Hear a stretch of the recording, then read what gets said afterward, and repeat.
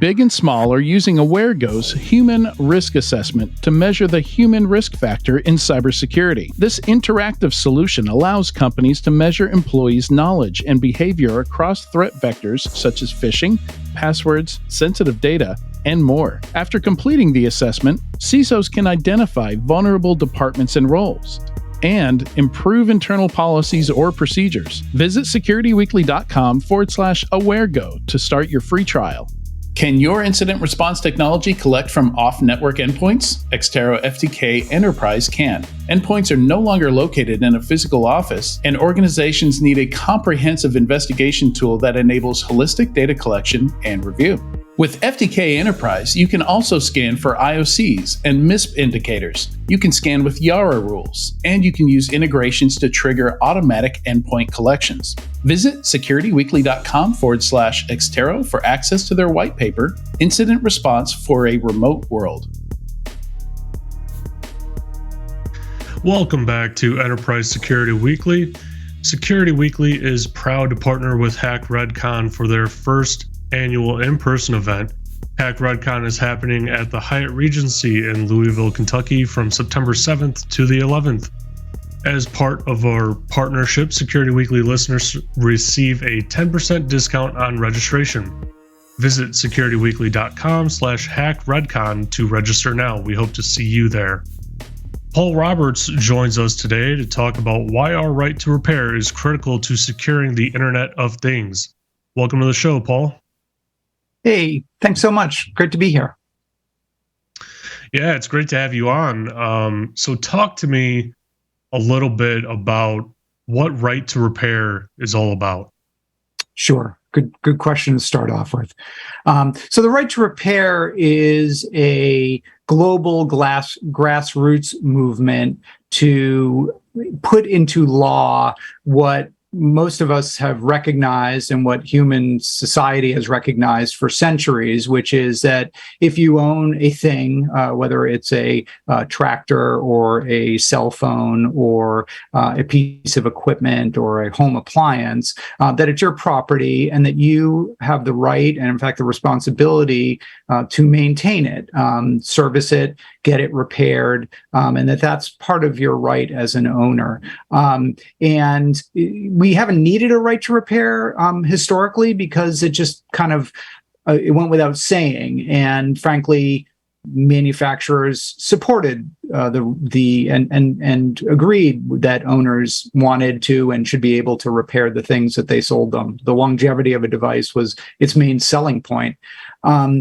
More recently, within the last, let's say, 20 or 30 years, with the introduction of software powered devices and now software and services powered devices, so, internet connected devices that are interacting with web-based services, this notion of ownership has suddenly become somewhat tortured, and increasingly manufacturers are looking to kind of extend their control of devices beyond the point of sale and say, well, yes, you bought it and you own it, but actually we're the ones who can tell you how to use it, whether or not you can repair it, what types of repairs are possible, and also dictate the conditions for that repair, how much it costs, what you can and can't do, and so on. And so right to repair is about kind of restoring those rights of ownership that we've had historically, and making it a law that says, basically, this is something you need to provide to owners. Has some of that dichotomy changed over the years? It used to be that the nicer, higher quality things would be based on their longevity, and the more expensive it was, the longer it was intended to last. And now we've seen that shift where, we get a lot of cheap IoT devices, low cost manufacturing and low life expectancy, but we also see things that are very expensive, things like the iPhones, the Teslas of the world, the very high end stuff also move to kind of that rights to repair, where you don't have the ability for that longevity to last unless you're paying for additional subscription. And even that model is tainted by the continual improvement and next update to the next newer thing. So is that a dichotomy that's changed with inside of consumers and the buyers, or is that a marketing and product line change? I think all of this stuff is wrapped together. So I think, why did Ford not charge people why didn't they meter heating and air conditioning in their 1960s and 70s model cars? Because of course there was no way to do that, right? You didn't have a real-time connection to the Ford car, and you couldn't turn it on. You couldn't turn on heating and air conditioning remotely. Right. Suddenly, all of a sudden, you can do all those things. And so that technological capability, the presence of an internet connection, always on internet connection, the ability to push changes remote to cars that are in the field, that are on roads, and change their configuration dynamically, introduces a lot of possibilities for companies, good possibilities in terms of new features and capabilities that help us as drivers and as a society, but also introduces the new opportunities for what I think economists often refer to as rent seeking, which is extracting value from a system without actually providing anything in exchange for it. And so Tesla can build a seat warmer into every car. It's part of the bill of materials that sets the price of that car. So you pay for that seat warmer, but then they can put a gate and meter it and say, well, you want to turn that feature on, you're going to have to give us $250 a year, and if you don't give us that money, then you can't use the feature. Previously it was, if you want the seat warmer, you're going to pay $600 and we're going to put one in the car and roll it off the factory and send it to you. So I have a quick follow-on question to that. That analogy you brought up specifically about what I call the SaaSification or software as a service, the SaaSification of vehicles or other hardware. Shouldn't that come like ethically or morally or however you want to think about it? Shouldn't that come with some kind of return other than for example, the heating and air conditioning example?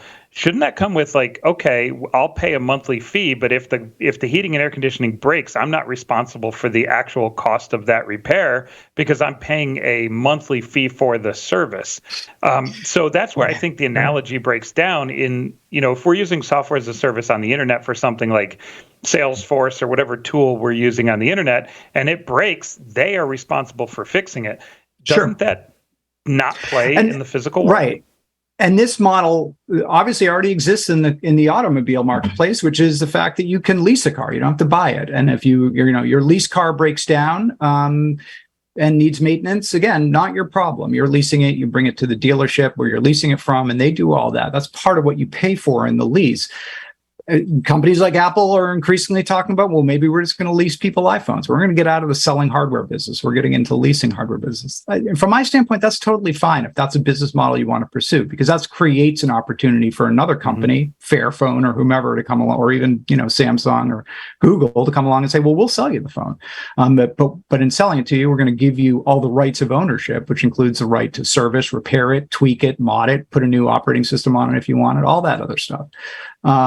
So yeah, I mean, what's interesting about the SaaSification, right, is that you can make those decisions as the OEM around certain, as opposed to, you lease a car or you don't, or you buy a car. It's a decision you make governing the entire object. But they can kind of cleave off, parts and features, and make it very granular. Well, you own the car, but you don't own the seat warming feature. Actually, we control that, and you have to, negotiate. You have to pay us extra to use that. So this is a technology fueled debate and problem that we as a society and as an economy have to deal with. From the standpoint of right to repair, just so people are clear, right to repair laws, which have been proposed in in 42 states, over 100 bills have been proposed in the last 5 or 6 years.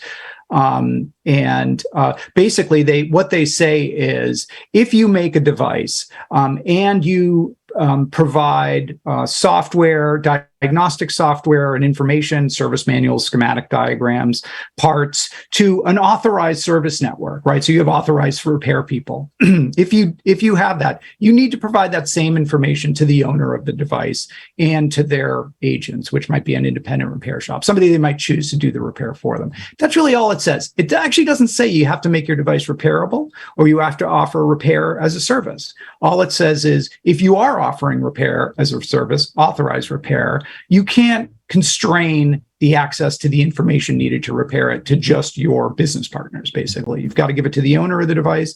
You've got to give it to an independent repair shop as well. And that's basically all the laws say. How does that work out with companies that do things like, slow down the phone and its ability with the software updates, or secured firmware that has, proprietary signing rights and secured boot and locked boot devices? So all of those things kind of come into play. How does that kind of negate some of that so that we have the ability to do some of those right to repairs? So we won't mention the name of that company that was slowing down their phones. That was a famous example that got a lot of attention, and speaks to the kind of things that companies that have monopolies can do, if they have a monopoly. So I mean, on the and I've had people ask also, well, what about FIPS compliant devices? Again, right to repair is totally silent on the design of the device or the design decisions you make on what you may need to do to make it compliant with some set of security things. It really focuses on the structure of your repair and service business. So again, totally agnostic on what design decisions you make around secure software updates and signing and so on. All it says is, look, if you have an authorized repair network and authorized repair service providers that you're giving diagnostic software, tools, parts, schematics, service manuals to, for them to do service and repair, you can't have a monopoly on that. You have to share that with the owner of the device, right? And you have to share it with their agent, with an independent repair shop. And the argument of like, well, then that's a security breach, or that lowers the security. Well, you're already giving it to this third party. You're giving it to this authorized service provider. So all you can say is, well, they're more secure than the person who owns the device. But that doesn't really make any sense, right? I mean, I'm not going to steal my own data, right? And all the kind of arguments about authorized repair being of higher quality or more integrity than independent repair, there's no empirical data to support that, any more than there's empirical data that the repair shop at your dealership is of higher quality than the corner repair shop, right? And we all know just from personal experience that that's just not true. How does politics come into play for some of this legislation and the lobby groups on both sides of this, as well as the ethics and the arguments around e-waste that are generated through this discussion? It's really interesting. That's a great question. Let me just say, I think actually the environmental argument, the e-waste and the sort of circular economy argument around this, which is, listen, we need to pivot from a single-use, throw it away when it breaks or the battery gets low, the plastic clamshell containers that you use for 5 minutes and they, sit in a landfill for 2,000 years. We need to pivot away from that as a human species and as a planet. We need to get to a more sustainable way of living. And right to repair is really harmonious with that, because it's really saying, listen, if 80 or 90% of the environmental impact of the iPhone is in extracting the resources and manufacturing the phone, right? Once it's rolled off the assembly line and is being used by people, yeah, there's an environmental impact, but it's a small fraction of the total environmental footprint of that phone.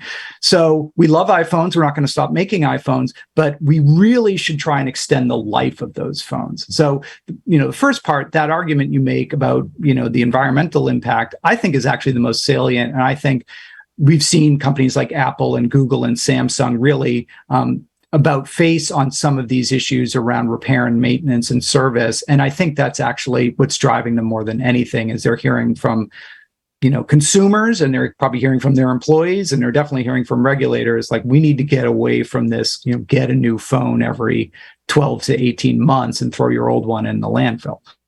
On the political front, and I've gone to hearings for many hearings, testifying on behalf of right to repair laws. Most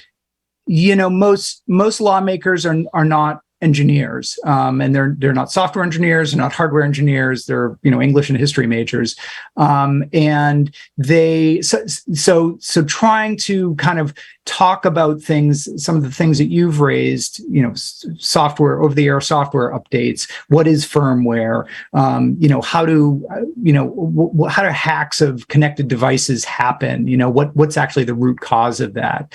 By the way, it's not repair and service manuals. Hackers aren't reading schematic diagrams to figure out how to compromise your home router. But those arguments are very hard to articulate, especially in the context of a hearing where there are a bunch of people that they've got to listen to. So the politics of it is fraught, not because there's not support for this, but just because it's complex.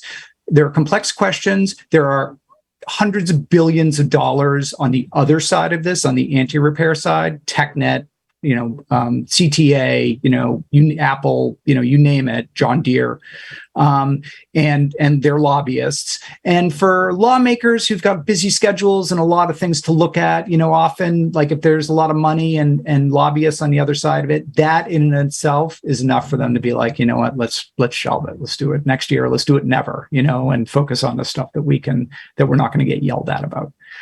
So how can people get involved? How can people get involved to kind of get their voice out there around this particular problem? This is something that really does frustrate me, especially you bring up John Deere, and we've had several people that have hacked and worked on tractors, including myself, and it is uncanny how much power and how much money they push around and the weight they try and throw around for stuff like firmware and software to people that are providing critical infrastructure in the form of food or natural resources. So this is a big problem. It's a big problem. And honestly, as you and I both know, from a cybersecurity standpoint, there's a huge amount of cyber risk in the precision agriculture kind of ecosystem that's evolved in the last 10 years or so, that I worry, frankly, that our government and that, people who should be attuned to this are not as attuned to it as they should be. Particularly in agricultural states, John Deere walks loudly and carries a big stick. And John Deere and their dealerships are often the largest businesses in counties and communities, the largest donators to politicians. And so when they speak, it is with a very loud voice. Farmers, by and large, the rank and file of farmers know what a raw deal they're getting, particularly if they own late model John Deere equipment. They're very supportive of right to repair. We got it to the floor of the Nebraska as a unicameral legislature, but we got it to the floor for a debate and it got filibustered. But it nearly came up for a vote, and if it had, it would have passed. So we're getting there. We're making progress. If people want to get involved, and this is a great audience because you guys are information security pros, I started a group called securerepairs.org. So that's SECUREPAIRS.org. And we are a group of more than 200 information technology and information security professionals who support right to repair. And I basically set this up because I was hearing from people who are promoting these right to repair laws. The lobbyists are coming in, they're saying hacker, and legislators are running screaming from the room. And so I basically created it almost like a speakers bureau to be like, hey, if there's a hearing happening in your state, if we can get some InfoSec and IT pros who are actually knowledgeable, who can go to that hearing virtually. I mean, this is pre-COVID, so it was like go physically, but now it's virtually, and testify and just kind of speak the truth about information security and about cyber risk and connected devices and about the importance of repair.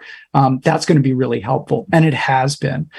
So go to securerepairs.org. There's a join us link there, and you can just use the form, sign up. We will add you to our list, and maybe getting an email saying, hey, there's a hearing coming up in a week or 2 weeks in your state. Can you register to speak, or send an email in and just let them know.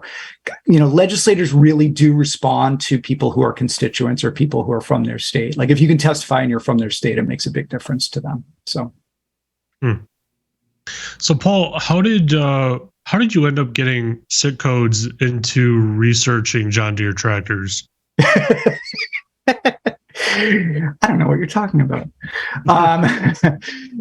Sick Codes and I met because I wrote about, I'm the editor of securityledger.com, and I wrote about a hack he did a few years back of a TCL smart TV. And we just struck up a friendship. That article got a lot of play and pickup, and we just started chatting. And I forget the circumstances, but there was this sort of thread floating around in some of the security discussion groups I'm in, like, hey, have anyone noticed John Deere doesn't have any CVEs? Like, how is that possible? Just sort of like, here's a company with, huge, a long list of, software driven high tech agricultural equipment. How is it they don't have a single CVE? We had similar conversations a few years back, pre-Miller and Balasek, about, Ford and GM, right? Hey, how come they don't have any CVEs? It's actually still a pretty good question to ask them, because they don't have many. And I just mentioned it to him. I was like, yeah, it's really strange. John Deere doesn't have any CVs. And he just he was like, oh, dude, let me check it out. And, set up a developer account, started poking around in their John Deere Operations Center. They've got Deere has a whole ecosystem, app development ecosystem. So you can register as a developer and, create applications to run on Deere hardware. And he found a lot there, basically was able to, get the keys to the castle, compromise their Pegasystems, installation, and just a whole lot of other stuff. Did a talk at DEF CON last year that was pretty much focused on the kind of services piece, and then did a follow-up talk this year where he actually took a John Deere 4240 touchscreen monitor and reverse engineered it, got Doom to run on it, and it was kind of a cool demonstration. Found some, not remotely exploitable, but locally exploitable flaws in the process that he hasn't disclosed yet. But there was a fair amount of security findings in the process of doing that Doom hack as well. Wait, you're over at Reversing Labs for your day job, is that right? I am.